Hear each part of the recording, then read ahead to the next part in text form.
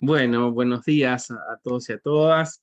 Damos inicio a la mesa temática sobre comunicación y motivación en el aula, pluralidad de miradas disciplinares para pensar los desafíos actuales.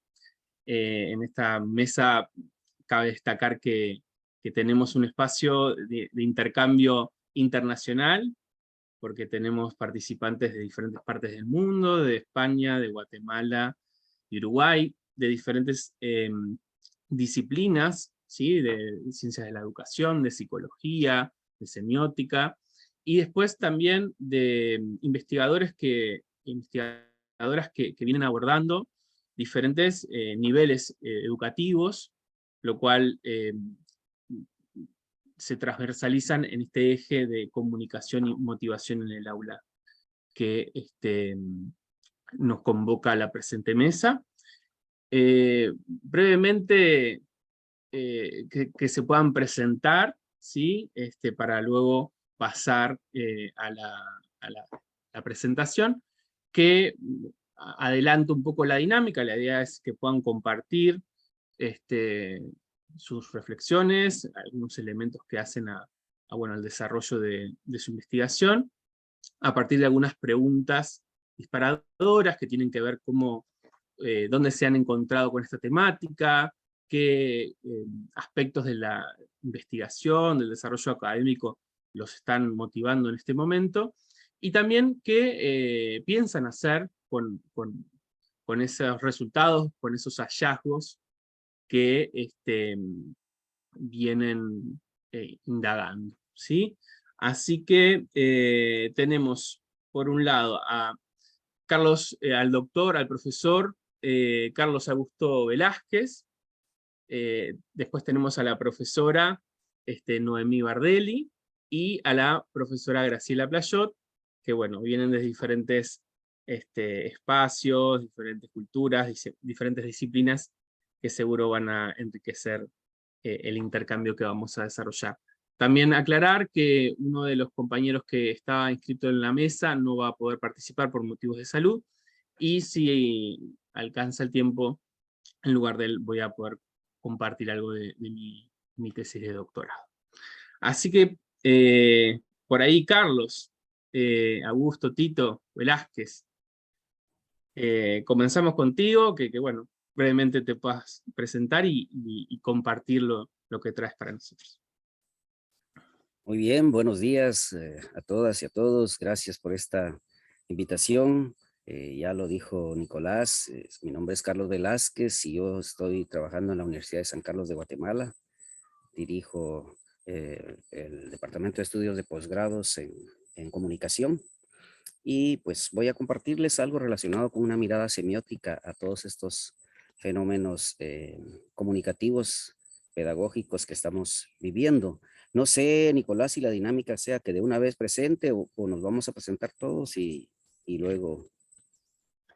Sí, quizá ya seguir compartiendo y después cada participante luego brevemente comenta algo de sí y comparte lo que trae para el espacio. Perfecto, entonces voy a compartirles mi pantalla con una presentación así muy sencilla. No sé si ya la tienen en pantalla. Sí, sí, Tito, ¿Sí? se va. Vamos a ver. Pido disculpas porque estoy en un ambiente muy campestre, quedé atrapado acá. Mi país tiene muchas deficiencias en infraestructura vial y donde nos agarra la lluvia, ahí nos solemos quedar. Ya Graciela conoce un poco estos avatares Entonces voy a compartirles esta presentación, solo, insisto, pido un poco de disculpas porque como estoy en la laptop, me es un poquito menos fácil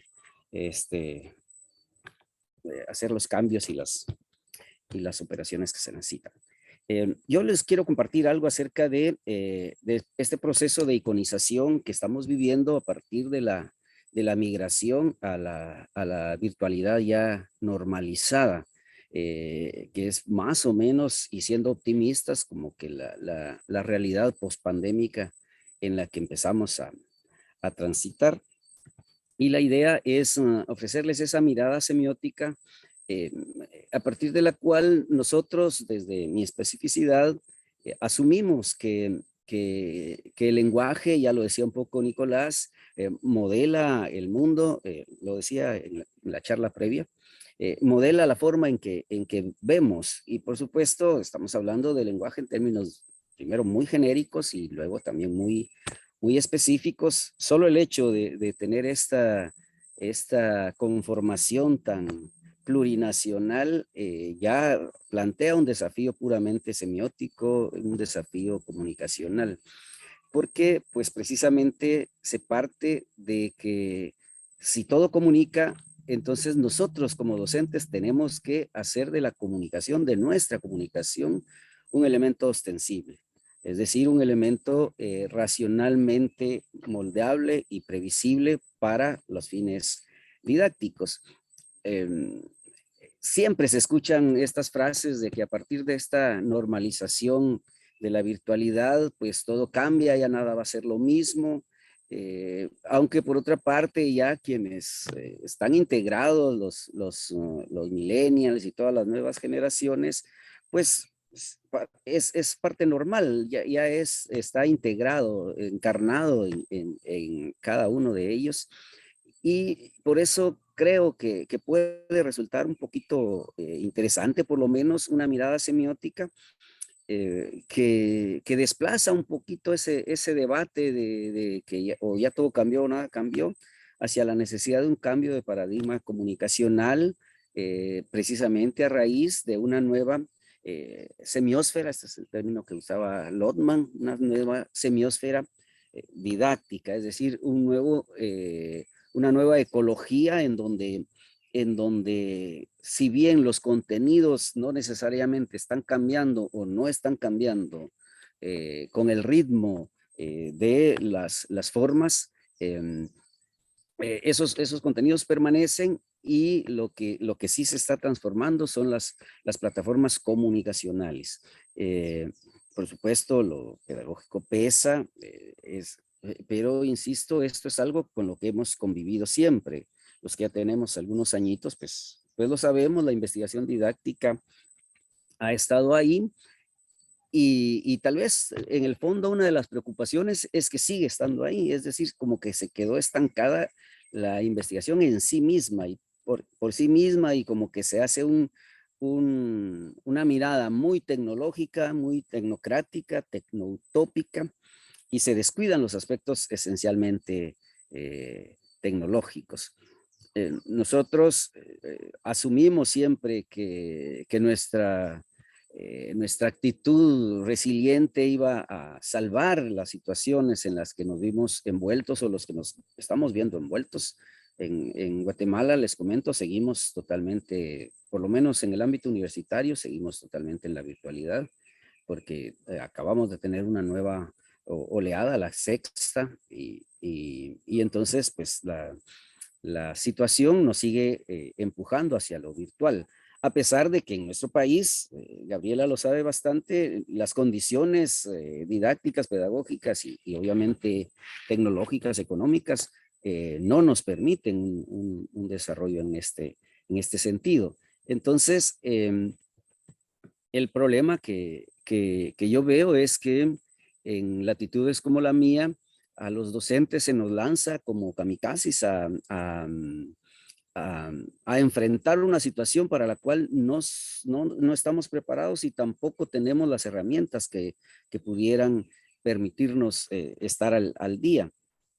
Y por supuesto, yo lo planteo así. Vamos después a enjuiciar a Gabriela, a ver qué opina. Me refiero mucho a Gabriela porque ella tiene una relación educativa con Guatemala, entonces por eso le aludo, y porque ella puede establecer esa diferencia de latitudes. Pero en Guatemala tristemente no tenemos una política educativa que realmente cuente con las herramientas, con los fondos y con la disponibilidad política para enfrentar retos como el que estamos. Por eso yo creo que vale la pena rescatar y remover esos conceptos de innovación para enfrentarlos a esos conceptos como el de la resiliencia. Desde mi punto de vista, cuando se habla de resiliencia, estamos hablando de una situación de crisis. Y normalmente cuando se nos lanza a los docentes sin una formación previa, sin las herramientas indispensables, se nos mantiene en la crisis y se nos mantiene en un paradigma educativo de perpetua crisis. En cambio, creo que estamos ya en condiciones, por lo menos intelectuales, de enfrentar la necesidad de la sistematización. Se habla, digamos que se habla de sistematización en términos puramente tecnotópicos, pero pocas veces se habla de sistematización en términos didácticos en el sentido estricto. Por eso planteo que debemos pasar de esa crisis, de esa situación de sobrevivencia, a una situación en donde nos planteemos un desarrollo pedagógico pleno, desde una visión innovativa. Pues obviamente estoy hablando desde una perspectiva crítica de la educación, en donde las transformaciones pedagógicas deben ser profundas y deben ser de naturaleza pedagógica y no solo de naturaleza tecnológica. Es decir, los cambios tecnológicos en sí mismos no garantizan ningún cambio educativo. Los cambios tecnológicos, más bien, y si analizamos el contexto ideológico global, la tecnoutopía nos conduce a aceptar un status quo tal y como está y aceptar lo tecnológico como el fin y no como el medio. Y ese riesgo en el que hemos caído los docentes por las emergencias en las que nos vemos, creo que ya hay que superarlo, que hay que revisarlo y hay que sistematizar, centrados en procesos educativos, centrados en procesos de negociación y consenso y en la institucionalización de todos los cambios pedagógicos. Insisto en este elemento de los cambios pedagógicos. Como mi interés es un poquito rastrear un elementos semióticos de nuestro quehacer didáctico, entonces planteo que debemos afrontar la docencia en los entornos virtuales desde una visión comunicacional. Es decir, más que un cambio pedagógico, la virtualización nos interpela con un cambio comunicacional. Más que herramientas didácticas, tristemente estamos solo asistiendo a unas herramientas de interacción docente-discente diferentes, pero con planteamientos puramente comunicativos. Y en ese sentido, pues vale la pena también rescatar algunas de las teorías de finales del siglo XX, bueno, y que han prevalecido, por supuesto, y que ya estaban planteadas de antemano, relacionadas un poquito con esa visión fenomenológica que nos plantea que somos lo que comunicamos. Y si esto es así, si somos lo que comunicamos, nosotros como docentes nos construimos en el aula y construimos semióticamente a los estudiantes. Eso significa que los estudiantes conocen de nosotros lo que nosotros les transmitimos en términos comunicacionales. La forma en que hablamos, la forma en que nos vestimos, la forma en que nos presentamos, los elementos icónicos que utilizamos. Eso es lo que le da al estudiante, digamos, que las herramientas para definirnos como docentes. Igual nosotros no tenemos alternativa para definir a los estudiantes que a partir de lo que percibimos de ellos, a partir de la manera en que ellos interactúan con nosotros. Entonces, el planteamiento didáctico sería que si estamos conscientes de que somos lo que comunicamos y que nos construimos semióticamente en la interacción, en la semiosis docente-discente, entonces no tenemos alternativa más que hacer ostensiosos y ostensibles los elementos comunicacionales. Es decir, convertirlos, cada uno de nuestros aspectos comunicantes, convertirlos en símbolos para la formación, en símbolos que de alguna manera estén racionalmente meditados de manera que tengan efectos pedagógicos y comunicativos. La ostensibilidad comunicativa también nos interpela acerca de cuál es nuestro papel. Porque normalmente, y esto es casi un mito, se nos pide conocimiento, se nos pide información, pensando todavía en aquella tradición pedagógica decimonónica, eh, y realmente nosotros tenemos que replantear esto. No somos transmisores de información, somos incitadores, somos provocadores de cambio, pero un cambio que no va a estar, si bien está en nosotros por la dialéctica misma de la relación semiótica, ese cambio va a estar dentro del alumno y protagonizado por el alumno. Entonces, eso mismo también nos conlleva en términos semióticos a desplazar el énfasis de lo verbal, del contenido, de lo informativo, hacia lo semiótico, hacia lo no verbal, hacia lo comunicacional diverso, hacia lo hipertextual. Hay muchas encuestas, hay muchos estudios, precisamente hay un estudio muy bonito de Venezuela, por ahí estaba Rafael de Venezuela, en donde se plantea, bueno, ¿qué valoran los estudiantes de los profesores? Y casi nadie habla de los conocimientos que posee.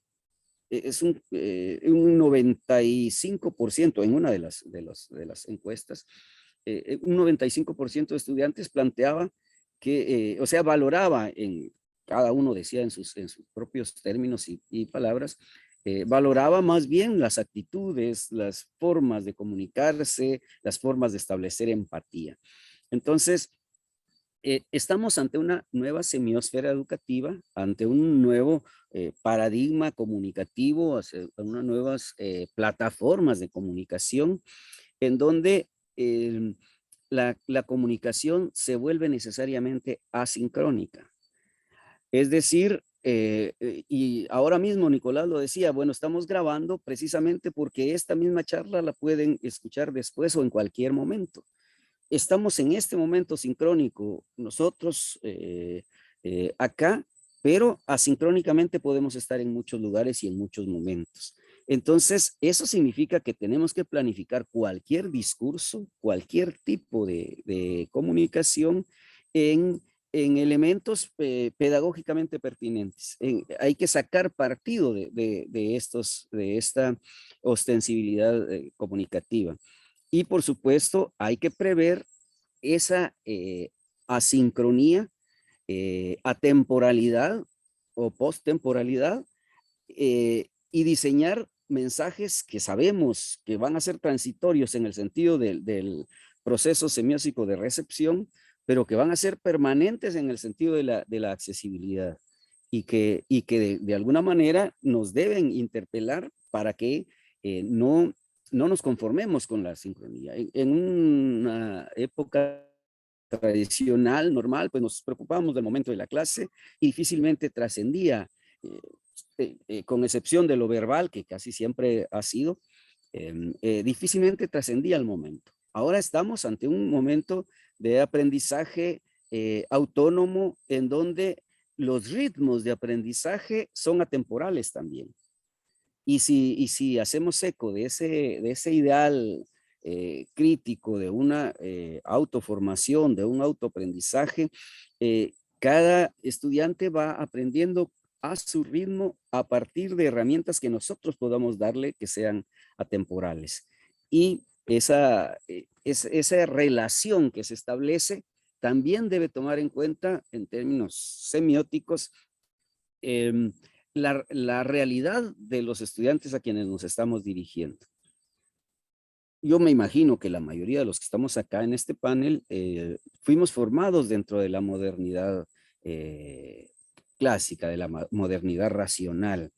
Es decir, de esa modernidad que prácticamente se basaba en un pensamiento lógico, unitario, homogéneo y homogenizante, hacia esta modernidad líquida en la que viven nuestros estudiantes.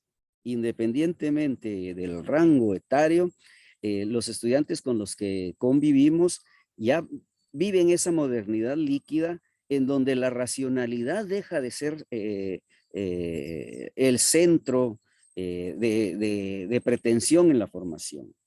Nos formaron en un esquema racional, clásico, moderno, en el cual la construcción lógica del conocimiento era la herramienta sine qua non para garantizar su viabilidad. Pero estamos ante una racionalidad, bueno, algunos pensadores, como el mismo Lotman y muchos más, plantean esta multirracionalidad. Es decir, nosotros los viejos ya no concebimos eso porque la razón desde una visión aristotélica nos conduce a un encuentro unitario. Pero la multirracionalidad, ese estar en muchas cosas y en ninguna a la vez, es la realidad. Y como dice Serrat, nunca es triste la verdad, lo que no tiene es remedio. Podemos ser críticos, apocalípticos respecto a la modernidad líquida, o podemos ser integrados, pero no podemos negarla. No podemos evadir ese tema. Entonces, hay que entender de antemano que estamos frente a estudiantes que pertenecen a esa sociedad multipantalla, a estudiantes que más allá de lo verbal oral, buscan lo icónico y buscan esa hipercodificación en la que nosotros nos vivimos. Por supuesto, estamos... Sí. Muy interesante todo tu planteo, pero bueno, también es mi función ir como regulando un poco los tiempos, así que 1 o 2 minutos para que puedas redondear y ya pasamos luego a Graciela. Gracias. Perfecto, gracias Nicolás, sí. Sí, ya con esto voy terminando. El planteamiento es que nosotros debemos garantizar la iconicidad de nuestra propia docencia. Es decir, garantizar que el lenguaje en el que estamos transmitiendo, en el que estamos ejerciendo nuestra docencia, sea un lenguaje empático con el estudiante actual. Pasar de lo verbal, oral, a lo proxémico, a lo icónico. Y con esto garantizar por lo menos nuevos rasgos comunicacionales en esta etapa post-pandemia. Muchas gracias y quedo aquí pendiente de las demás participaciones. Bien, muchas gracias Tito por todo lo que fuiste compartiendo. Muy interesante que después lo vamos a retomar más adelante. Bienvenidas también a los participantes que se fueron sumando, por ahí Andrea, Jessica, Leticia, Ana, Camila, un gusto de compartir con ustedes. Y bueno, a continuación seguimos con la presentación de Graciela Playot, una profesora que es una amiga que venimos compartiendo hace ya muchos años juntos, docencia, diferentes proyectos, temáticas que son de interés común, y que bueno, ella es alguien que tiene una larga experiencia, una vasta experiencia en la enseñanza universitaria, con formación en psicología de educación, que está cursando su doctorado en educación también, y que bueno, también trae unas cuestiones interesantes para compartirnos. Bueno, muchas gracias, Nico. Les pido disculpas porque ando un poquito enferma, congestionada, así que voy a estar un poquito en menos. Para los que me conocen van a ver que estoy un poquito lenta, pero bueno, realmente era un deseo muy grande de poder estar aquí. Y yo no preparé una presentación porque tenía como mucha intención de lograr esto que plantean los narradores, de poder contarles en el proceso que estoy y me di la posibilidad de no generar la PowerPoint y orientarme a las 3 dimensiones que Nico nos invitó a pensar para hacer como de este encuentro un lugar donde yo realmente les pudiera transmitir a ustedes desde esta vivencia que tengo hoy en este momento formativo, estas inquietudes que Nico nos provocó. Entonces, desde allí, el primer mojoncito que Nico invita a pensar, que es muy laborioso, ¿no? Que uno podría hacer con eso varios capítulos de investigación. En realidad, él nos pregunta dónde nos encontramos con nuestro tema de investigación. Y por ahí hay autores que plantean, ¿no? Que en el caso del docente se produce un ciclo de investigación donde su investigación sale de su práctica profesional. Entonces es muy fácil seguir esa línea y yo identificar que ni que hablar, que en el proceso de trabajo, en lo que es la Facultad de Psicología, yo he estado vinculada a la posibilidad de trabajar con muchos compañeros. Cuando digo muchos, es muchos, porque es un curso que recibe la generación de ingresos. Entonces allí nosotros nos damos la intención, recuerden que el modelo de formación de Uruguay es un modelo de libre acceso, estamos hablando de una matrícula que viene oscilando en los últimos años entre 3.000 y 3.200 estudiantes, y nosotros, comprometidos con el modelo de libre acceso y de democratización, intentamos generar un dispositivo que es un docente con unos 45 estudiantes, que nosotros le llamamos grupo pequeño, pero en realidad ya sabemos un grupo mediano, ¿no? Con 45, 55. Así abordamos como propuesta pedagógica su integración. Yo he estado como compañera en ese equipo, coordinando ese equipo de docentes, y allí realmente uno confronta lo que hace el docente, las cosas que nosotros como docentes podemos hacer, en varios niveles, ¿no? Desde lo que un coordinador de una asignatura, en el caso nuestro lo llamamos las unidades curriculares obligatorias, puede generar una línea y en una intencionalidad pedagógica, a lo que cada uno de estos docentes que me acompañaban en el proceso de recibir a los estudiantes hacía en ese vínculo y en esa relación con esos estudiantes y en esa aula. Esa fue una inquietud que como coordinadora se activó en términos de, bueno, los saberes que estos docentes ponían en juego, y desde allí, ineludiblemente, el saber comunicar y las distintas experiencias que iban transitando en este proceso tan diverso de una misma asignatura, generada en más de 50 espacios de trabajo, todos heterogéneos y únicos, ¿no? Entonces, allí el saber comunicar del docente, en la interacción conmigo y las cosas que me decías, ya se activó.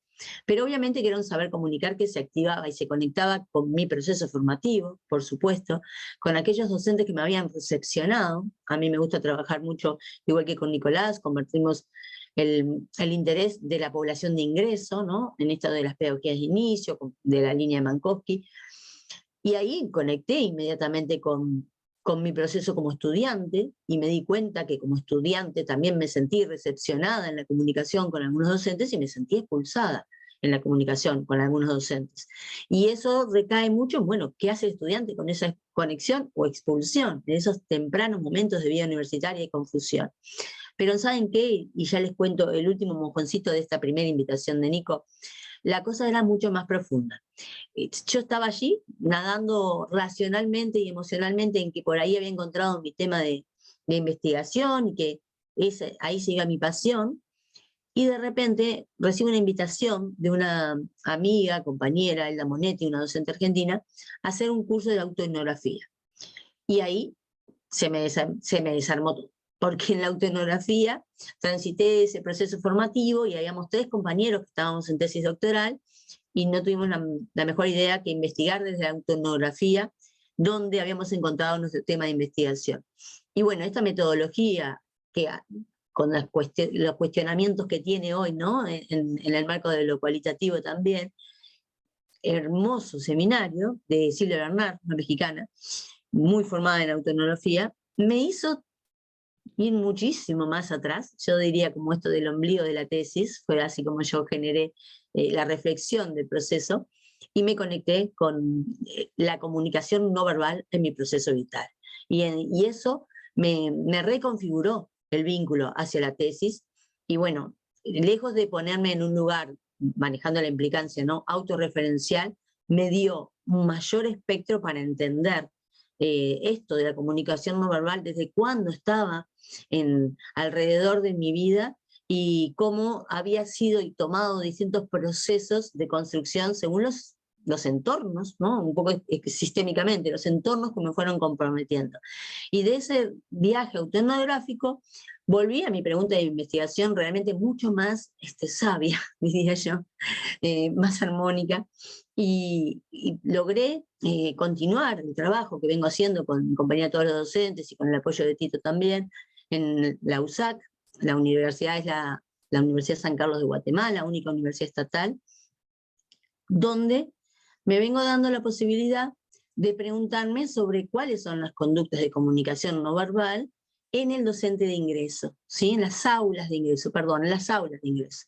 Así se transforma este vínculo con el tema del saber comunicar de los compañeros en una pregunta de investigación. Entonces yo me voy a parar en las aulas de ingreso.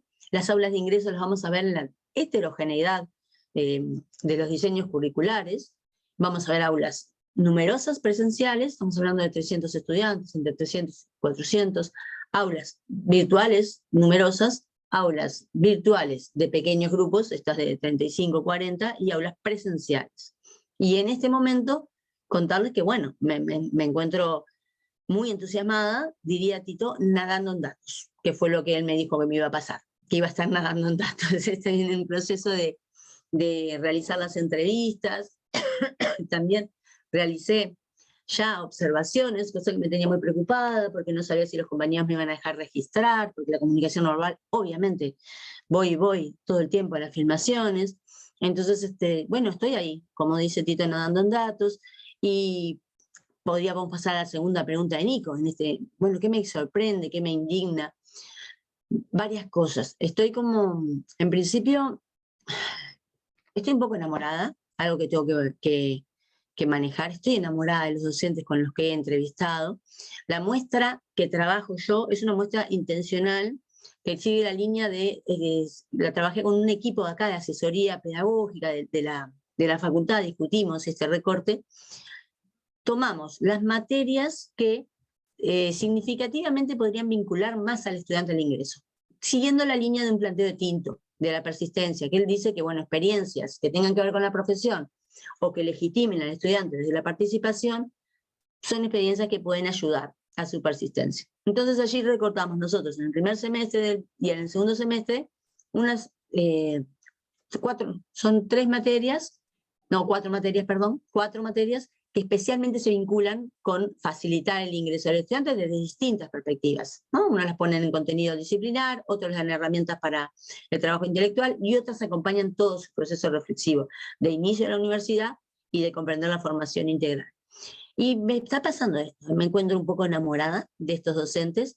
He tenido la posibilidad de asistir a estas aulas virtuales numerosas y me maravillé con encuentros de 294 personas de 8:30 a 10 de la noche en una aula virtual, donde vi desplegar estrategias pedagógicas de participación, donde vi interacción, y bueno, eso me interpeló muchísimo, donde también descubrí en la comunicación no verbal muchos dolores y muchas ausencias. Lo que viene contando el docente en las entrevistas es realmente es una mutilación de su cuerpo, ¿no? Es un docente que siente que no tiene mirada, que no puede conectar con la mirada, que no puede ver al estudiante, y eso no es solo por un nombre, ¿no? No es solo la presencia del nombre o la ausencia de la imagen, sino el no poder interactuar desde la mirada, no poder recibir y sentir al estudiante. Esto surge en las entrevistas en todos. Y es un docente que además se siente atrapado físicamente. Entonces realmente lo que va trayendo el campo es que las mismas dimensiones que estaban en las aulas presenciales, que era lo kinético y lo proxémico, que eran las que más dan que ver en la docencia, son las dimensiones que hay que retransformar, y un poco como dice Tito, ¿qué vamos a inventar para nuestro cuerpo y para nuestras dimensiones de comunicación no verbal en aquellos formatos que se sigan trabajando en la virtualidad? Porque estas docencias que yo les cuento son docencias sufrientes, que realmente sienten su cuerpo paralizado, que sienten la situación de no interacción, y además sienten que pierden estrategias para la permanencia. Esto fue algo que a mí también me conmovió. Yo me enamoré y me conmoví, porque de las entrevistas que vengo realizando, todas las entrevistas hacen referencia a la permanencia del estudiante. Cuando decimos permanencia, nosotros estamos en una posición política que no es que él quede vinculado, sino que la institución haga cosas, ¿sí? Ese es ese concepto que trabaja la compañía Carvajal, retomando enfoques socioculturales, ¿no? Y organizacionales de la comprensión de la vinculación del estudiante, y todos los docentes hacen referencia al modelo de la Universidad Latinoamericana, y hacen referencia a poder ellos, en esta posición, y ahí, por ahí hay que cuidarse de lo resiliente que Tito planteaba, a poder ellos estar allí para ese estudiante y entender. Y ahí los docentes juegan también con estar y quedarse después que termina el aula, y se abren otros aspectos de comunicación que trascienden el aula. Entonces estoy en este momento con estos hallazgos realmente conmovida. Me queda todavía, no estoy ni en un tercio del trabajo de campo, me quedan unas 6 semanas y ahí tengo que terminarlo, y ya puedo pasar, Nico, a contar qué voy a hacer con todo esto. Yo creo que voy a hacer más de lo que vengo haciendo, y es que nosotros con Nicolás y venimos trabajando en la línea de formación docente.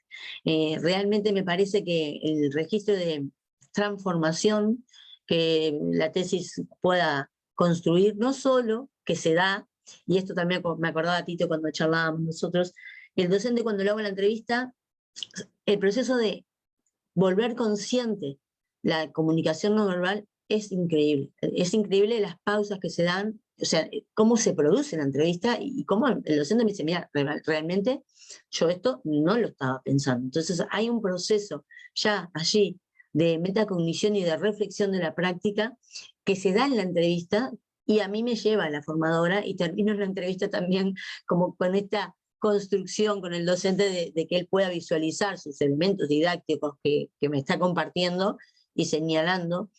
Ese es un nivel de formación que se va sucediendo en la simultaneidad de la tesis, pero la aspiración mía es que de la mano de Nico podamos seguir construyendo espacios de formación para docentes, y también, si en esto de las utopías, ¿por qué no pensar en institucionalizar? Nosotros, como toda institución de la educación superior, los docentes todavía estamos en esta lucha entre el saber disciplinar, el saber investigar y los saberes pedagógicos, y esa forma en que se vinculan, y el saber comunicar. Entonces, también en una de mis utopías es lograr institucionalizar un espacio para la formación docente desde el recaudo y no el control, de que los docentes tengan elementos para pensar sus prácticas en sus inicios a la formación en la carrera docente. Y eso sí, es una batalla bastante utópica, porque no tenemos nosotros precedentes de eso. De hecho, los indicadores muestran que no somos los docentes que más nos anotamos a los cursos. Se ve que esto de ser psicólogos nos hace pensar que no precisamos tantos cursos. Y bueno, ahí estaría como el segundo nivel de fantasía, Nico, que sería instituir un espacio institucional dentro de nuestra facultad, de poder seguir formando en relación a esto, y que tengamos entonces, como dice Tito, una conciencia y utilicemos nuestra comunicación no verbal desde lo didáctico, en mi caso, hacia la permanencia de los estudiantes. Por allí, lo que vengo compartiendo entonces. Espero sus preguntas después. Sí, claro que sí, vamos a retomar. Muchas gracias, Gra, muy interesante todo lo que fuiste compartiendo, y en esto de, bueno, seguir construyendo puentes entre la investigación y la transformación educativa. Me parece que es un desafío que tenemos siempre vigente, y que, bueno, todos los que estamos como interesados en estas cuestiones, hay mucho por seguir haciendo, y bueno, eso ya lo retomaremos un poquito más adelante. Pero doy paso ahora a Noemí Bardelli, también agradeciendo su participación en esta mesa.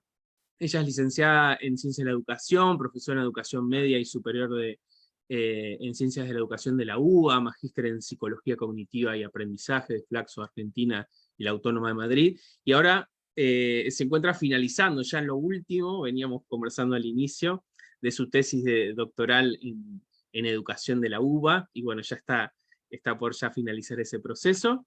Y bueno, ella ha participado como investigadora y profesora en diversas universidades y proyectos, y bueno, es un gusto tenerla aquí con nosotros. Bueno, buenos días para algunos, buenas tardes para otros, ¿no? Desde el lugar del mundo donde estamos. Qué bueno escucharlos. No cabe más que iniciar agradeciendo, ¿no?, la invitación a Nico y a quienes están organizando estos encuentros por la posibilidad, ¿no?, de poder conversar, de escucharnos, ¿no?, y de ver que a veces los trabajos están conectados y que vamos compartiendo como las mismas preocupaciones epistémicas con distintos desafíos o caminos recorridos en el campo de la investigación, ¿no? Así que bueno, el agradecimiento a Nicolás por la convocatoria, y a los compañeros también de la mesa esta virtual que nos convita a compartir, y a quienes también se suman, ¿no?, hoy escuchando y quizás también inspirando a partir de lo que estamos compartiendo otros recorridos de formación. Me parece que eso también es importante hoy destacarlo, porque, como dijo Graciela, ¿no?, yo venía con una idea, pero me crucé con un seminario, con la experiencia de un compañero que te moviliza y te reposiciona respecto de, ¿no?, qué mirar y cómo mirar eso que nos moviliza.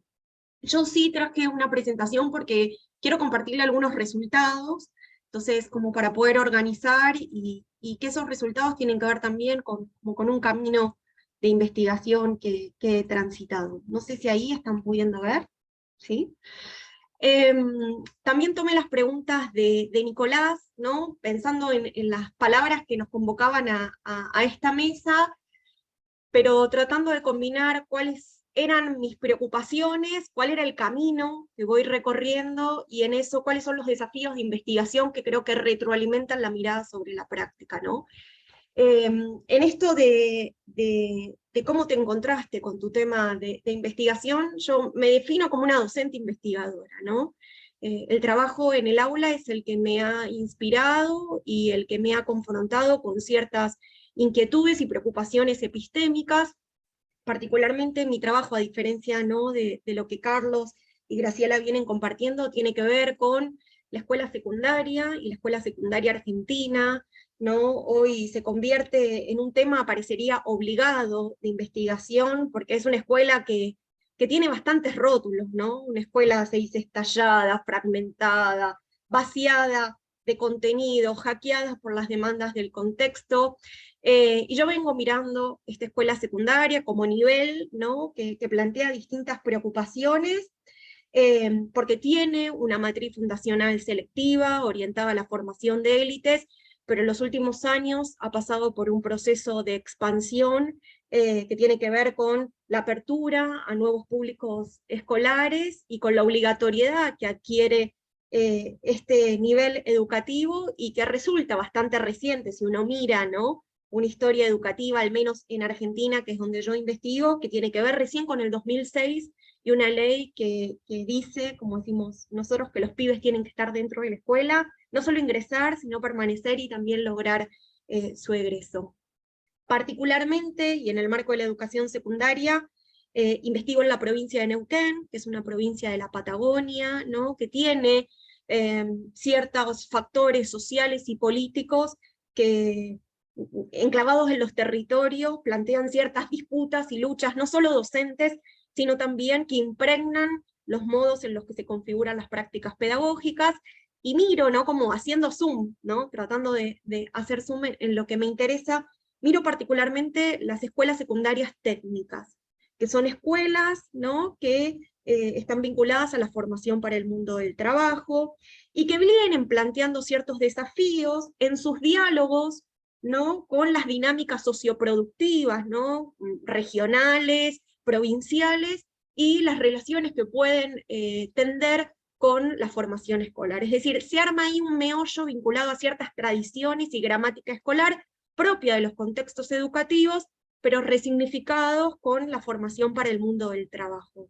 Quienes transitan la escuela secundaria técnica son jóvenes entre 3 y 18 años, ¿sí?, que se egresan con el título de técnico, y ese título tiene cierto reconocimiento social que los posiciona en el mercado de trabajo con ciertas capacidades y competencias que habilitan no solo estudios superiores, pero genera una inclusión social y también laboral. Entonces, ¿no?, voy haciendo en esto, como digo, zoom, ese foco de poder pensar la escuela, de poder pensar esta modalidad educativa de manera particular. Y sí, mis preocupaciones surgen de mi recorrido profesional como asesora pedagógica. Antes Graciela, ¿no?, cuando terminó, dijo, bueno, ¿cómo generar espacios? Quizás desde el asesoramiento, es todo un desafío, creo, para todos los niveles. En Argentina es un cargo, ¿no?, que en el caso de la provincia de Neuquén está institucionalizado en las escuelas secundarias, y que hoy estamos transitando un proceso de transformación respecto de corrernos de una posición de experto educativo, de psicólogo, de psicopedagogo, sino de pensar que el asesor es una figura institucional que nos ayuda a atender aquellos problemas que se presentan en lo cotidiano, y que esos problemas nos inspiran otros modos de trabajar en conjunto con las prácticas educativas. De ahí, ¿no?, de este enfoque que es el asesoramiento colaborativo, que ya tiene, ¿no?, más de 20 años transitándose, que hay, ¿no?, como cierta vacancia en el campo de investigación respecto de cómo es que se genera la colaboración. No es una suma de voluntad, dificultades, sino que generar dinámicas institucionales de colaboración implica pensar justamente qué condiciones favorecen el encuentro y el trabajo entre docentes, poniendo en el centro lo pedagógico, ¿no? Que muchas veces parecería ser postergado frente a otros emergentes que nos aparecen. Entonces, en ese recorrido, ¿no? Que yo puedo definirme de cómo me voy encontrando con mi tema, es que justamente pongo en diálogo cómo la motivación y la comunicación se encuentran en los contextos educativos a partir de, diríamos, una escucha activa o atenta de lo que los docentes dicen, y que tienen que ver con estudiantes desmotivados, ¿no? Y atribuyen, ¿no?, la motivación o la desmotivación a una cualidad de los estudiantes, ¿no? Y se convierte en un discurso que parece que tapa todo tipo de intervención o modificación de la práctica. Y respecto de la comunicación, tiene que ver con una preocupación que yo como asesora reconocía respecto a las dificultades para poder interactuar los adultos con los jóvenes en los contextos escolares. Hay un montón de autores que abordan estas distancias existentes, ¿no?, que son puntos de partida al momento de poder pensar la enseñanza, y intentando conciliar como esta preocupación más profesional y una preocupación, diríamos, más epistémica que habilita la investigación, es que yo trato de trabajar con una noción que problematizo, que es la cercanía, ¿no?, y la analizo en el marco de las relaciones pedagógicas. La preocupación por cómo se vinculan, encuentran los docentes con los estudiantes, digo, es una preocupación histórica de la pedagogía, pero que se actualiza en función de las condiciones de época, ¿no? Y ahí tomo lo que planteaba Carlos al principio, ¿no?, como un contexto, ¿no?, hackeado o atravesado por otros modos de comunicación, también nos plantean la necesidad de repensar los modos de enseñar, de aprender, pero de interactuar juntos en ese espacio, ¿no? Una didacta, ¿no?, que decimos que es maestra de maestros, como es Alicia Camiglioni, ella plantea que la relación pedagógica nos lleva a poder mirar nuevamente esa tríada didáctica que todos conocemos de la formación, pero posicionarnos en un lado, ¿no?, de esta tríada, y pensar en aquellas interacciones que de manera intencional permiten generar nuevas relaciones con el saber, ¿no? Y en ese sentido, en mi tesis doctoral, que me acompaña y dirige el doctor Huertas desde la Universidad Autónoma de Madrid, es que yo me hago 3 preguntas, y es, ¿qué es la cercanía, ¿no?, pedagógica? ¿Cómo se promueve desde la enseñanza, entendiendo que no es algo disociado, o que no está vinculado a aspectos subjetivos o personales que podemos explicar por la vocación o por la personalidad, sino que es un saber pedagógico, ¿no? Y qué efectos tiene en el aprendizaje. Estas preguntas que traccionan, ¿no?, la tesis, en algún punto me llevan a hacer una indagación sobre qué hay, ¿no?, en vinculación con la cercanía, y la psicología, si bien no utiliza esta noción en términos específicos como cercanía, hace abordajes similares desde distintas corrientes, ¿no?, o enfoques, como la psicología social, cuando aborda la persuasión, desde la psicología evolutiva y la noción de apego, ¿no?, y que lleva a ciertas traspolaciones o estudios vinculados a la educación infantil y primaria particularmente, o a la psicología positiva, ¿no?, a través del paradigma de la educación emocional, que hoy está tan en boga, y que nos habla de que los docentes generan relaciones cuando gestionan ciertas emociones y construyen ciertas competencias. Tratamos de tomar distancia, ¿no?, de estos 3 enfoques y pensar la cercanía desde un abordaje didáctico-pedagógico, ¿no? Y en ese sentido es que nos preguntamos desde las teorías de la motivación, y aquellas que atienden principalmente a la relevancia del contexto, ¿no? ¿Cómo es que se generan ciertas, Carlos también utilizó esta palabra, atmósfera, o ciertos climas, ¿no?, en las aulas, ambientes de aprendizaje que permiten, a través de la cercanía y la comunicación, motivar o despertar el deseo del saber, ¿no? Entendemos la cercanía como aquellas acciones que los docentes hacen de manera intencional para generar acompañamiento, cuidado y un apoyo, pero que necesitan de una comunicación abierta y cuyos efectos son motivacionales. Entendiendo esto es que nos metemos a indagar en el marco de esta tesis y de los intereses en cómo se construyen los climas de clase, y particularmente miramos los climas motivacionales de clase, un constructo, ¿no?, que desde la década de los 90 empieza a circular en el campo psicoeducativo, ¿no?, de la mano de Carol Ames y luego de Jesús Alonso Tapia, que nos permite definir ciertas actuaciones o estrategias de trabajo didáctico que tienen los docentes que repercute o tiene efectos motivacionales en los estudiantes. Aquí yo muestro justamente cómo este constructo está integrado por 16 estrategias, y hago foco en esto porque es un constructo que además se ha operacionalizado, es decir, es un instrumento que se aplica a estudiantes y permite percibir cómo es que los estudiantes reconocen estos factores que configuran los climas de clase. Hay investigaciones que avanzan más allá de reconocer los climas, ¿no?, en poder ver cómo podemos intervenir para poder propiciar climas motivacionales, y en este sentido encontramos algunas investigaciones, entre ellas tenemos un antecedente también hecho en la provincia de Neuquén, que nos muestra que cuando esas intervenciones están orientadas a generar efectos emocionales, también inciden en otros aspectos vinculados, como allí verán, en la satisfacción, en la implicación, en la autorregulación, en el rendimiento académico, en la competencia social, ¿no?, e incluso muchas veces se utilizan para prevenir problemas de convivencia escolar. En el marco de estos estudios que entonces muestran no solo la foto, es decir, qué climas hay, sino que cómo a través de este clima podemos intervenir, hay una pregunta que a mí me mueve de manera particular y tiene que ver con cómo es que hay aspectos de este clima de clase que nos permiten mirar la comunicación y la cercanía, y particularmente cómo una comunicación que promueve relaciones pedagógicas cercanas. Les venía diciendo, ¿no?, que el contexto donde yo estoy interesada en investigar son las escuelas secundarias, y reparo en algunas características porque hacen de una formación singular respecto de la organización de otros sistemas educativos a nivel latinoamericano y también a nivel europeo.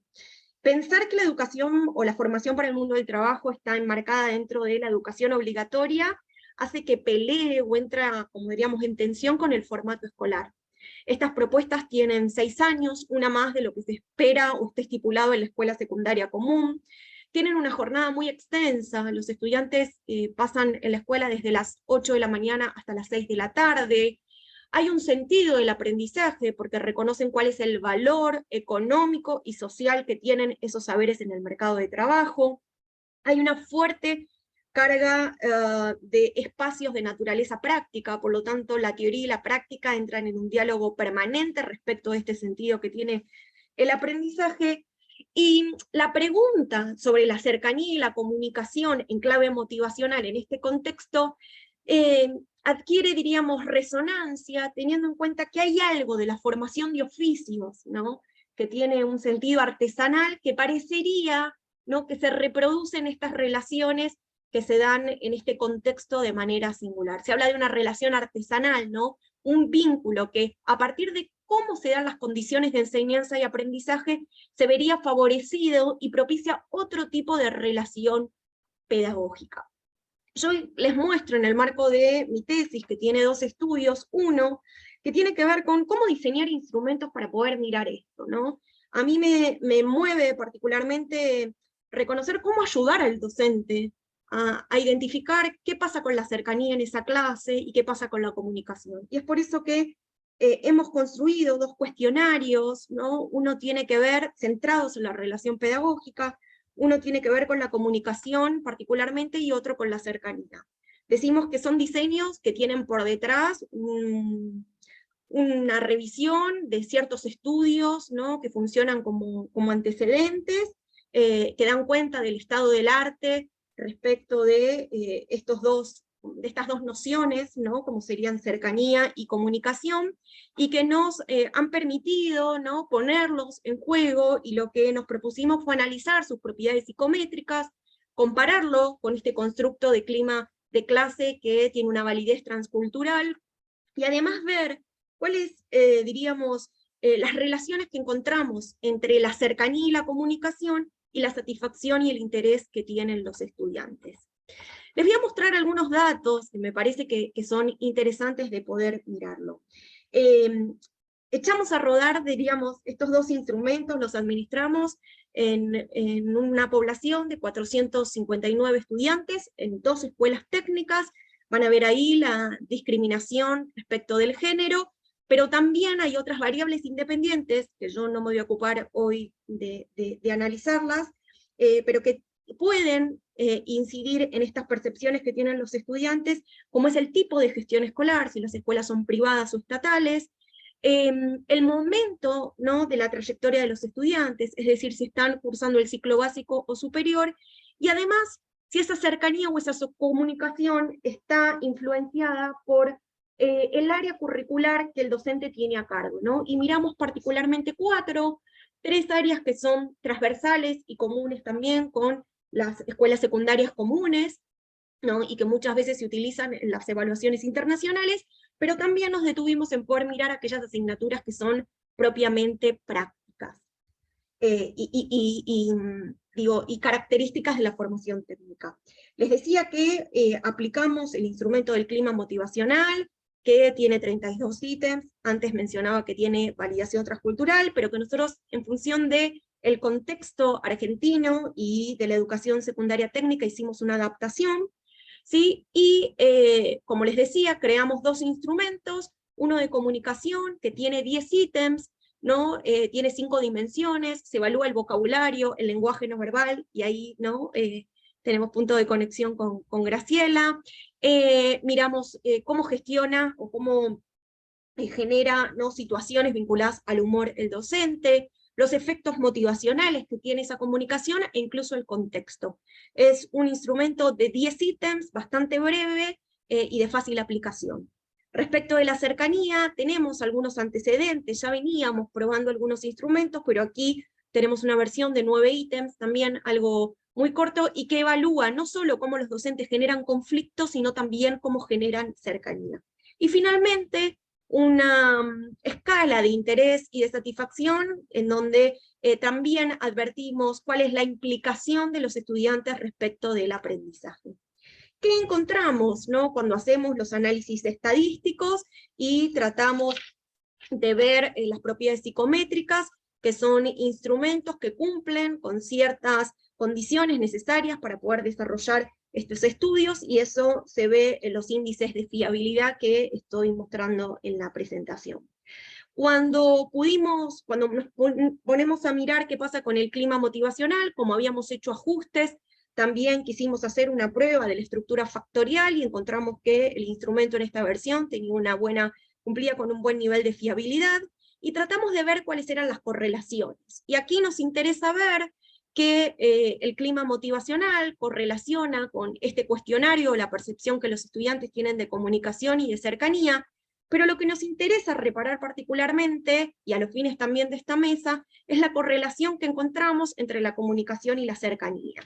Esta correlación, fíjense, de punto 72, lo que nos muestra es que cuando miramos las relaciones pedagógicas, la cercanía y la comunicación son parte de un mismo constructo que se explica por un 51% de varianza, y que la cercanía nos habla del tipo de proximidad que tienen los docentes de los estudiantes, y la comunicación nos da cuenta de cómo esa cercanía se sustenta a partir de ciertos recursos comunicativos.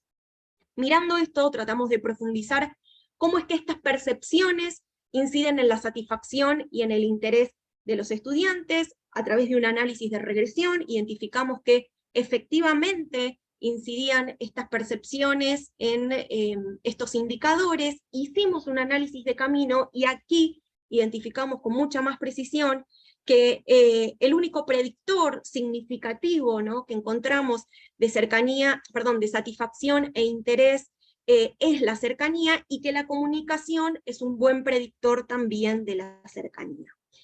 Estos datos, que ustedes dirán, Noemí, son muy precisos, ¿no?, y que tienen que ver con un análisis riguroso estadístico para mostrar que podemos construir instrumentos de fácil aplicación en el aula, que no un investigador solamente, sino que el docente puede aplicar para poder reconocer cómo es la relación de sus estudiantes en términos de cercanía, nos ayuda a entender que no son instrumentos extensos ni difíciles, sino que podemos acceder mediante instrumentos breves y accesibles a tener esa información que nos permiten predecir a través de la cercanía cómo es la comunicación y cómo son esos conflictos, que podemos ver que la cercanía es parte del clima motivacional de clase y que también cuando preguntamos, ¿no? Antes creo que Carlos decía, ¿qué les interesa a los estudiantes? Reconocen que dentro de la relación que construyen con sus estudiantes, con sus docentes, la cercanía es algo que valoran y que tiene un impacto subjetivo dentro de los aprendizajes que se ponen en juego. Nos empezamos a preguntar, y esto tiene que ver con el recorrido de la tesis, ¿sí? ¿Será que este contexto propio de la educación técnica, como venimos anticipando, incide, ¿no? en el modo de construir la cercanía? Y eso nos ha llevado a como generar aportes que marcan como el camino a seguir y que también responden a la pregunta de Nicolás, ¿qué hacer con todo esto? ¿no?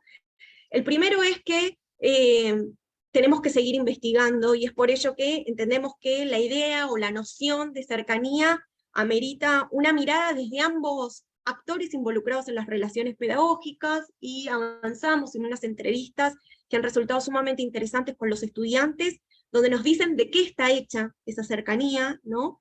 Y que tiene que ver con componentes didácticos, con componentes pedagógicos, pero también con componentes que hablan del recorrido formativo que los docentes tienen y que se pone en juego al momento de compartir experiencias en el aula.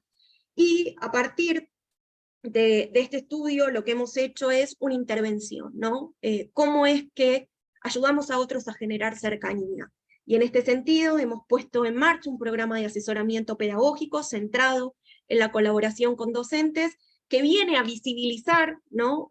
Antes Graciela decía, en la entrevista se daban cuenta o reflexionaban a partir de ello, ¿no? y adquirían como conciencia de la importancia de los modos de comunicar. Bueno, en la intervención que nosotros planteamos también trabajamos con aquellos problemas que aparecen en lo cotidiano y que son indicadores y dan evidencia de problemas de relación, pero también construimos estrategias que no implica derivar a otra persona, sino pensar cómo, desde los climas que promuevo yo en mi clase, puedo generar mejores relaciones pedagógicas que redundan en una cercanía que impacta los aprendizajes. Así que en el marco de este recorrido de pensar por dónde salen las preocupaciones, cómo podemos desde la investigación conocer, pero también construir instrumentos, es que vamos pensando la necesidad de diseñar intervenciones que no queden, ¿no? en el ámbito solamente de la investigación, sino que sean dispositivos institucionales de trabajo con otros para poder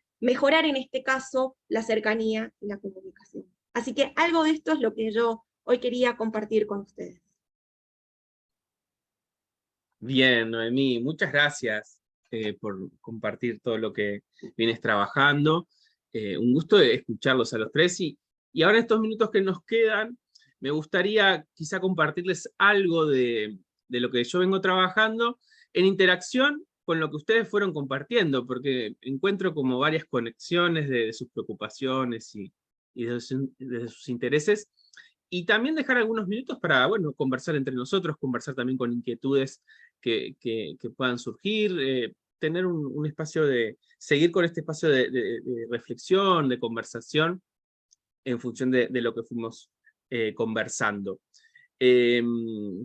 En relación a dónde me encontré con el tema de investigación, yo siento que me he ido encontrando con este interés durante mi trayecto formativo, con diferentes momentos que fueron como incidiendo en esa construcción de sentido, desde cuestiones como más cercanas, por tener preocupación por los inicios universitarios, por las problemáticas, por los desafíos que tenemos desde mi rol como docente, desde diferentes investigaciones que también me encuentro en cursos sobre la desafiliación y la permanencia, por qué se van los estudiantes, porque es una problemática que tenemos muy crítica en nuestro país, ya sea en la educación media y superior.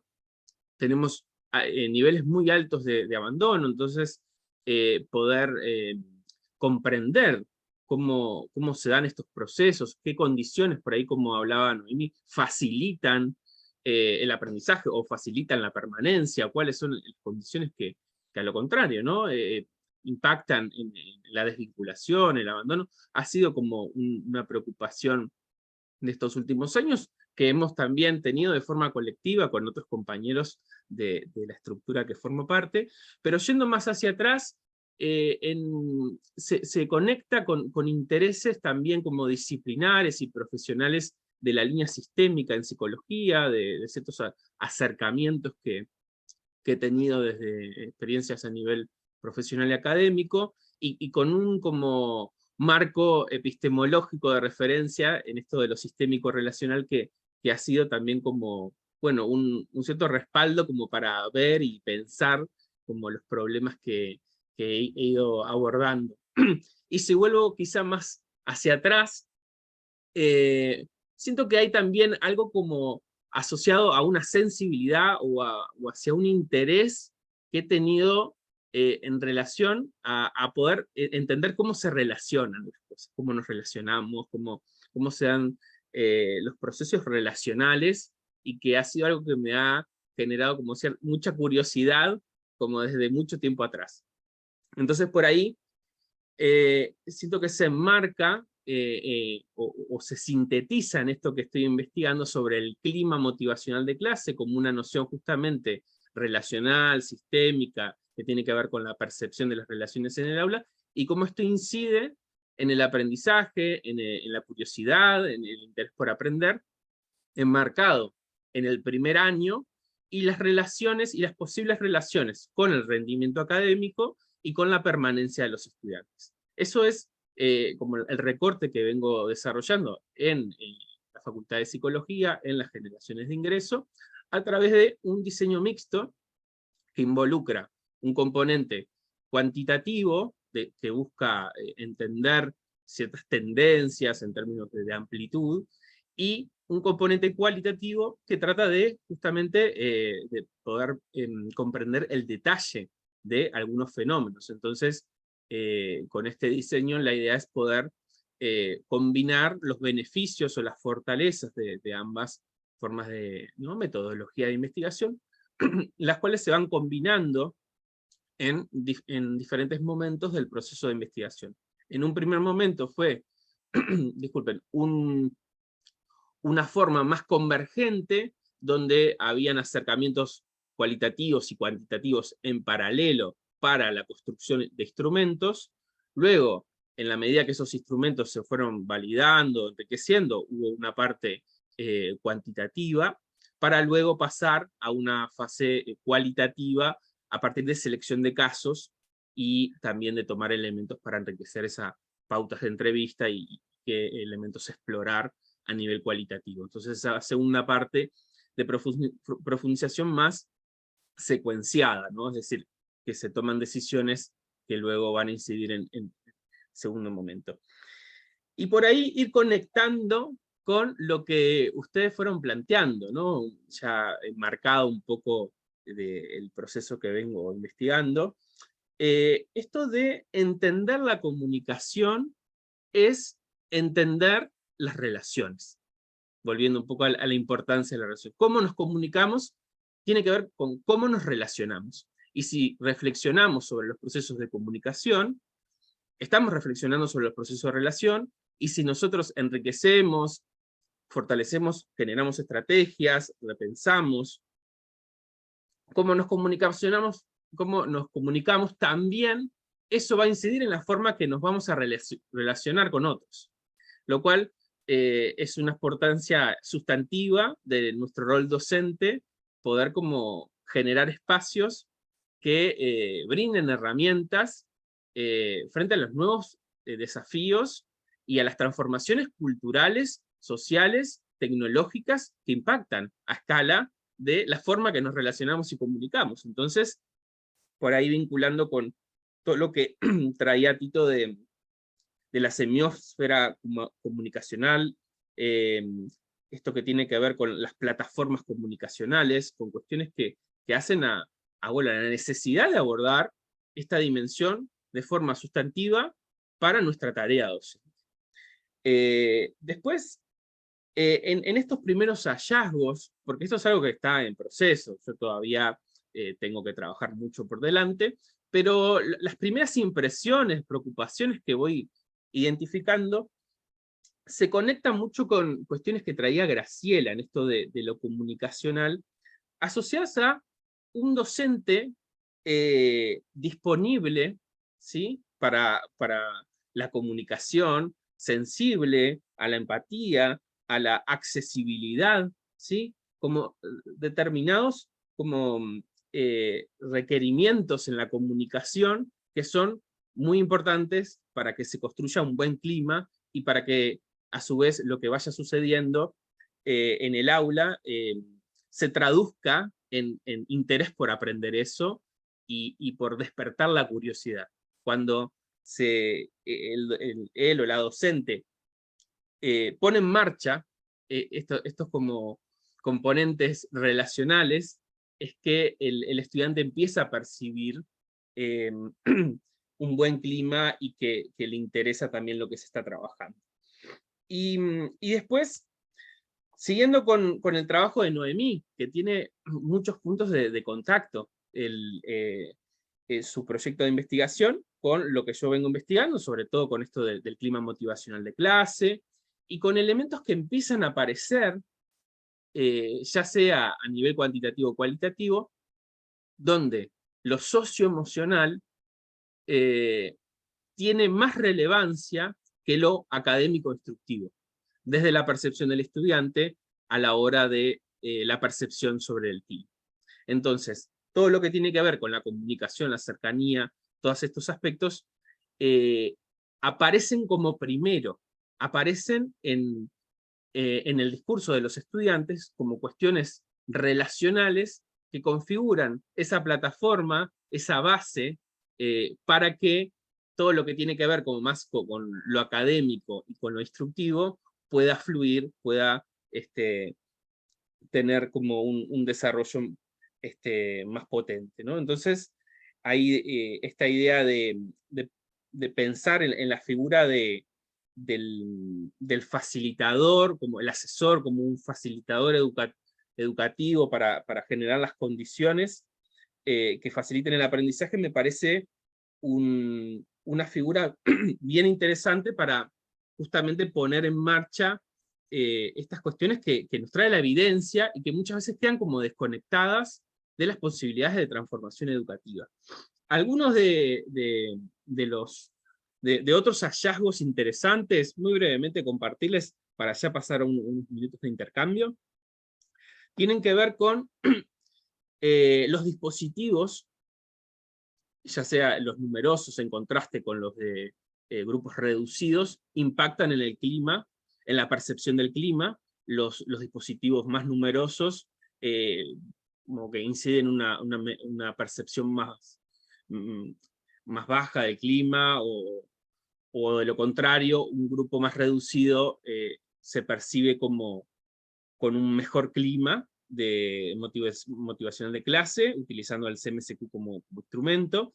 Después también hay relación entre la percepción del clima con la permanencia, es decir, los estudiantes que percibieron un mejor clima permanecieron más, eso a través de instrumentos o registros que tomé, por ejemplo, los minutos de Zoom. Cuando había una mejor percepción, los estudiantes seguían más en el aula, y cuando seguían más en el aula, incidía en mejores resultados. Entonces, ahí hay toda una relación interesante para seguir explorando. Otro aspecto interesante es la percepción del clima incide en la percepción de la autoeficacia, es decir, en la percepción que tiene el sujeto, autoeficacia académica, sobre el dominio disciplinar y sobre lo que puede a su vez lograr en ese contexto. Eso es algo como súper interesante porque las relaciones son muy fuertes. Cuando en los mejores climas los estudiantes tienen más confianza en sí mismos de que pueden como tener más logros en esa asignatura, como otra de las cuestiones. Y para cerrar, y cerrar como esta parte, y bueno, abrir también para el intercambio, y seguir intercambiando y conversando, en estos de las representaciones que aparecían en relación al clima motivacional de clase, destacar como como las palabras que eran más frecuentes para traerlas, que me parece que es bien interesante: el apoyo, respeto, confianza, escucha, intercambio y participación.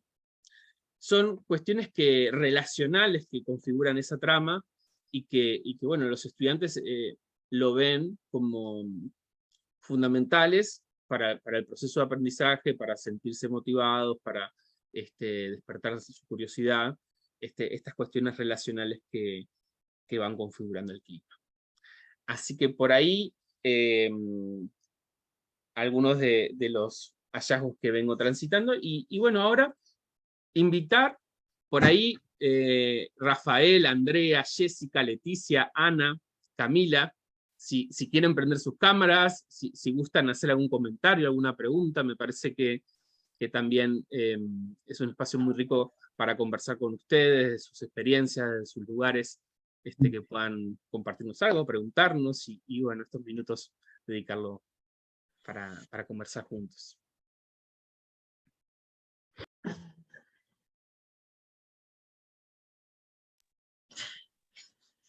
Bueno, voy a abrir el debate para apoyar un poco la discusión. He visto que, como suelen hacer, voy a tomar esta figura, como suelen hacer los políticos, nombran mucho, no estoy diciendo, prefiero en general, lo que son el número de personas que ingresan en este caso a las instituciones educativas. A veces mencionan los que permanecen, pero se hace muy poca mención a los que egresan y sobre todo a cómo se insertan en el mercado de trabajo y todo lo que tiene que ver pues con un proceso de formación. Entonces, esto es algo que la verdad me preocupa bastante. Y como inmigrante me he dado cuenta, tengo muchos compañeros venezolanos que llegaron acá a Uruguay, la universidad ofrece muy buenas perspectivas para el ingreso, pero luego me los he ido consiguiendo y la mayoría o bien me dicen, no, yo por ahora cesé el estudio, o definitivamente dejaron los estudios. En este caso, cuando les pregunto, me dicen, bueno, por un tema laboral y tal, pero me parece interesante, pues lo veo como una pirámide donde la base es muy ancha de estudiantes que ingresan, un poco más angosta los que permanecen, y un piquito muy pequeño de los que regresan, sin hablar de los que luego se insertan en su área de formación. Dejo eso ahí como una reflexión y quizás como una pregunta. Gracias, Rafael. Sí, sin duda que el tema de la permanencia viene siendo un tema de creciente interés, preocupación y necesidad de abordaje a diferente nivel, ¿no? No solo como cuestiones a nivel institucionales, de la formación docente, de la producción académica y de la toma de decisiones, ¿no? Es un tema que preocupa porque en relación con esa situación se juegan muchas cuestiones, ¿no? No solo es un número, es también las posibilidades de desarrollo de los sujetos, del ejercicio de sus derechos, ¿no? Las posibilidades de desarrollo a nivel también como sociedad, ¿no? De poder empoderar a los sujetos, de que tengan más herramientas para construir sus proyectos y para las necesidades también sociales. Por ahí más intervenciones, comentarios que gusten compartir. Hola, buenos días, ¿cómo están? Buen día, Bueno, Andrea. yo estoy como en calidad de estudiante en realidad, y bueno, me está interesando todo esto de la educación, porque aparte estamos con el profesor Raggio haciendo una investigación, en realidad un proyecto de investigación, que es el autobús Paso Molino, que trata de la participación de los adolescentes en el aula, justamente, pero no una participación a nivel curricular, sino más que nada una participación a nivel político, ¿no? Entonces, bueno, no voy a decir mucho porque en realidad estamos recién ahora con el tema de las entrevistas, y ya hemos visto algunas entrevistas, y lo que notamos, en realidad lo que yo noto subjetivamente, que se hace mucho hincapié quizás a las teorías y a la parte pedagógica más que nada, pero queda por fuera un poco lo emocional, lo psíquico, lo que sucede ahí en el encuentro, en el salón, entre el docente y los alumnos, ¿no? También hice una materia en Facultad de Humanidades que justamente hablaba de esto, tomado la educación, o sea, la perspectiva que se da en ese encuentro desde lo que es el psicoanálisis. Y eso que me permitió de alguna manera abrir un poco más y buscar y tratar de entender esa parte, ¿no? Disculpen si escuchan ruido porque están trabajando.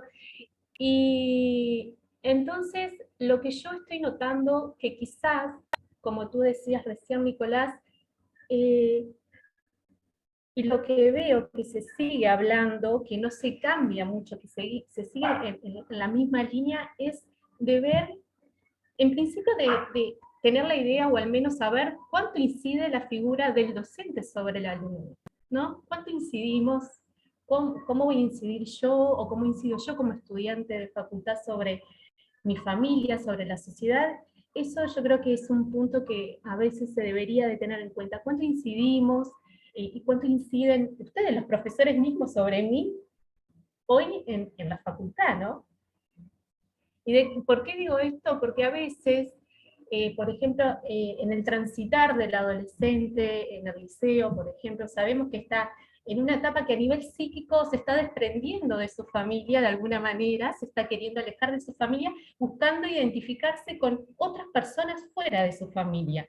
Y justamente acá la figura con la que va a tener más acercamiento quizás el adolescente, justamente por la etapa, es con los profesores del liceo, y con sus compañeros, con sus pares, ¿no? Entonces a veces yo digo, creo que es importante poder trabajar ese tema y saber que el alumno, que los alumnos no vemos solo a un docente, vemos a quien quizás, con quien nos podemos identificar, con quien quizás nos podemos sentir contenidos en algún momento. Estamos teniendo muchos problemas de bullying a nivel de los liceos, mucha autoeliminación, ¿no? Muchos suicidios de adolescentes que quizás iban al liceo y por ahí por no existir esta cercanía o esta apertura, a veces no se pudo de alguna manera, bueno, decir, está pasando algo. Entonces digo, todo esto es como que me parece que falta un poco, lo digo yo muy subjetivamente, como desarrollar esa parte en donde se permita ese vínculo y entender a los temores también psíquicamente que se enfrentan tanto el alumno y el docente en el aula frente a aquello nuevo que quizás me van a exponer, y que por ahí también surge el deseo, ¿no? En ese encuentro de decir, bueno, tengo ganas de aprender esto según también como el docente me lo presente, que tiene que ver con esto de la motivación, con lo de la participación, en cuánta apertura pueden llegar a tener los docentes si viene un alumno, por ejemplo, y le dice, profe, quiero aprender de tal tema. ¿Se podrá poner en la currícula un tema extra que venga de afuera y desarrollarse en el salón y poder trabajarse? ¿Cuánta apertura hay hacia eso, no? Que ahí tendríamos lo que es la participación. Y no es la participación estrictamente, por eso decía, dentro del aula, sino dentro de la institución educativa. ¿Cómo se ve la figura del adolescente desde el adulto? Más allá, que sabemos que también, estoy diciendo muchas cosas, pero también a nivel social y cultural, existe una ideología quizás de lo que puede ser la figura del adolescente, que sabemos que sigue siendo muy negativa todavía, y que es algo a trabajar también, porque esto también se ve dentro del aula, ¿no? Entonces, digo, son muchas aristas que me parece que la educación debe ser tomada desde una percepción, como decías tú, desde una perspectiva, como decías tú, Nicolás, sistemática e integral, ¿no? O sea, algo más integral, algo que tenga que ver no solo con la pedagogía, no solo con lo que sucede dentro del aula, sino con lo que sucede afuera, afuera a nivel social, en la familia, digo, es como que hay muchas cosas a trabajar y que yo creo que las de vinculación se sigue dando y se va a seguir dando, porque aún hay temas que no se están trabajando y que obviamente no es que esté en contra de la docencia ni nada por el estilo, sino que hay un desconocimiento que estaría bueno poder trabajar. Justo en estos días tuvimos tipo un seminario con Zaforcada, que estuvo acá, y bueno, él hablaba, tocamos temas en realidad de lo que es el campo de la salud, pero hablaba de los promotores de salud, que en realidad lo que hacen es el enlace entre los saberes médicos y los saberes culturales, ¿no?, de la sociedad. Y lo que hacen ellos es, bueno, adquirir esos saberes médicos para poder explicarle a la gente cuando un médico le manda una receta y no entiendan lo que le pusieron, o cómo aplicar un tratamiento. Entonces yo digo, llevando un poco eso lo que él nos decía, que en realidad a veces está bueno compartir saberes de las facultades hacia otras facultades, como puede ser, por ejemplo, de psicología hacia la docencia, poder compartir esos saberes y poder articularlos para de esta forma poder tener una perspectiva más integral, ¿no? Digo, y que de esta manera poder trabajar en equipo, o sea, desde la interdisciplinaridad o multidisciplinaridad, digo, se podría trabajar para de esta forma tener ese objetivo de que Sí. se pueda de alguna manera tomar más integralmente la educación. Sí, sin duda que Andrea traes muchos desafíos muy pertinentes que, bueno, hay que seguir transitando en lo educativo y que, bueno, se ponen de manifiesto en diferentes problemáticas, en diferentes necesidades que hay que seguir construyendo, ¿no?, para el desarrollo a nivel educativo. Ya llegando al cierre, ya estamos en sí unos minutos, ¿algún otro comentario por ahí? Ana, Jessica, Leticia, Noemí, Graciela, para ir cerrando. Una frase Sí. para todo lo que nos regaló Andrea con su linda preocupación como estudiante y como participante del proyecto de investigación de Alejandro.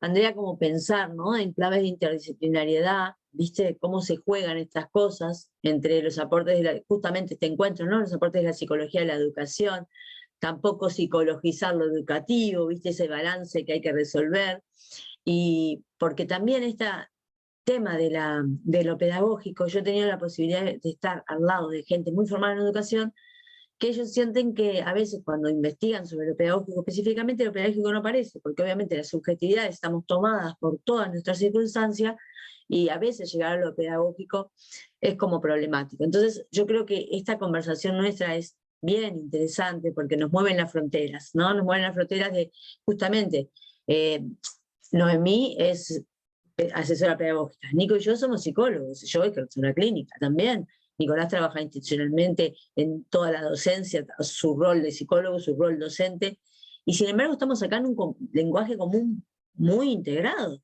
donde en realidad pensar en estas construcciones que tú decís, Andrea, de la identidad del sujeto y de qué afecta el docente, son de la esfera de la psicología, son de la esfera de nuestra disciplina. Y ahí no me voy a poner patriarca, pero sí en la construcción de la subjetividad es un objeto de estudio nuestros, pero inevitablemente, si Noemí no construye las herramientas didácticas para que los docentes preparen cercanía, y si Nico y yo, si Nico no trabaja el clima y yo no descubro, compañía de todos los demás, qué gesto puede generarle cercanía al estudiante, es muy probable que nosotros, como sujetos docentes, lo que estemos generando en términos de identificación, sean situaciones de desvinculación, inhabilitación identitaria, ¿no?, que generemos de expulsión de los sistemas. Entonces decía, bueno, una forma de maltrato afectivo desde la negligencia y la omisión de ponerme a disposición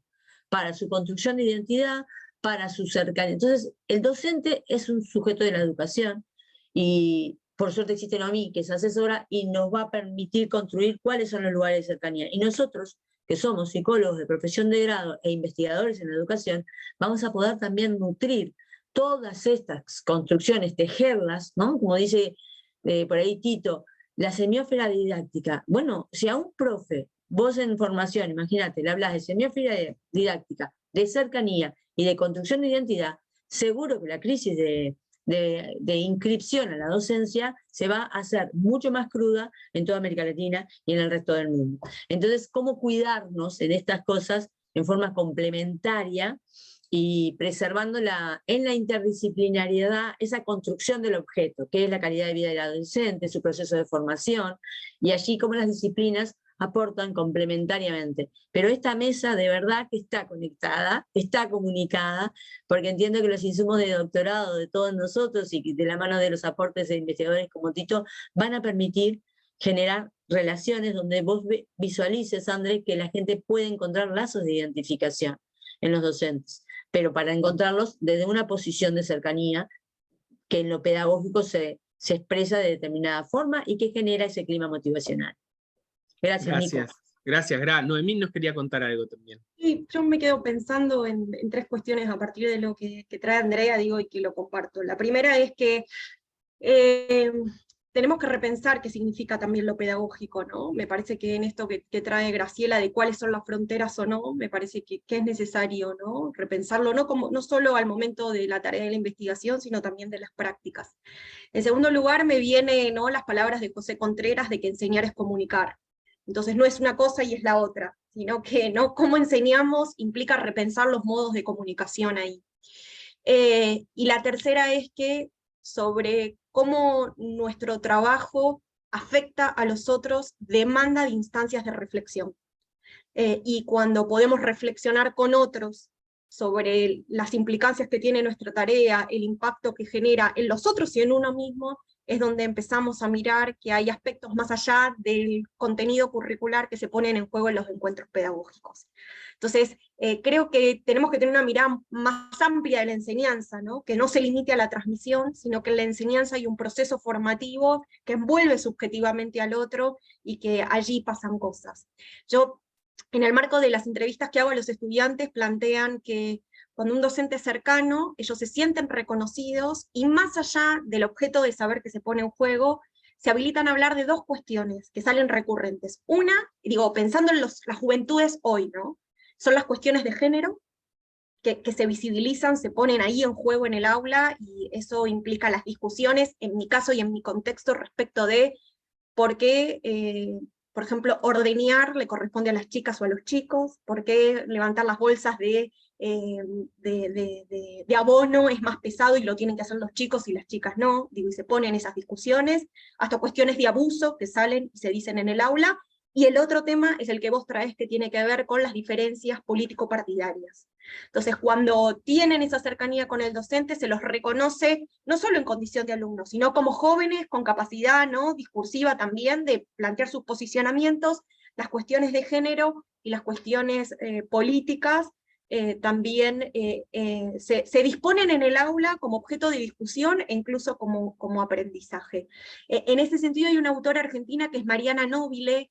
Es muy interesante porque ella plantea cómo en los contextos de mayor vulnerabilidad la enseñanza implica una personalización afectiva, y allí hay un modo de comunicar y de disponerse a construir relación que termina generando distintas afectaciones que logran no solo la permanencia, tema que hoy también nos convocó en la mesa, sino también que acompañan la trayectoria generando otro tipo de soportes. Creo que, digo, quizás estas tres puntas colaboran a pensar estos interrogantes, ¿no?, que se te plantean respecto de la práctica y la investigación, y que pueden ayudar y contribuir a la conversación que hoy generamos.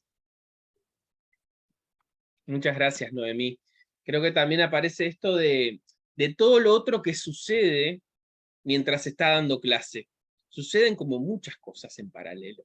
Y a veces uno considera que el foco tiene que ver con los contenidos o con lo curricular, y eso es una pequeña parte de todo lo que está pasando en la interacción, ¿no?, en esos sujetos, en los efectos que genera esa interacción, y cómo esos efectos son de diferente tipo, ¿no? Como veníamos hablando, hay efectos de bienestar, de la salud mental, en la percepción de uno mismo, ¿no?, en esto que hablaban de cuestiones como tú traías, Andrea, de los modelos identificatorios. Van pasando muchas cosas, y creo que también el desafío es poder reflexionar sobre todo eso otro que pasa, además ¿no? de lo curricular y de los contenidos que se están trabajando. Entonces, es una invitación como abierta, permanente, para ir como construyendo estos puentes entre la producción de conocimiento y la generación de dispositivos para que acompañar a docentes ¿no? en enriquecer, en potenciar,